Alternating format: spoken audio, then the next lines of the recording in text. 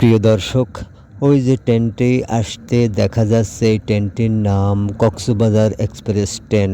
আর এই কক্সবাজার এক্সপ্রেস ট্রেনটি Cox's Bazar rail station area থেকে ছেড়ে যাচ্ছে ঢাকার উদ্দেশ্যে।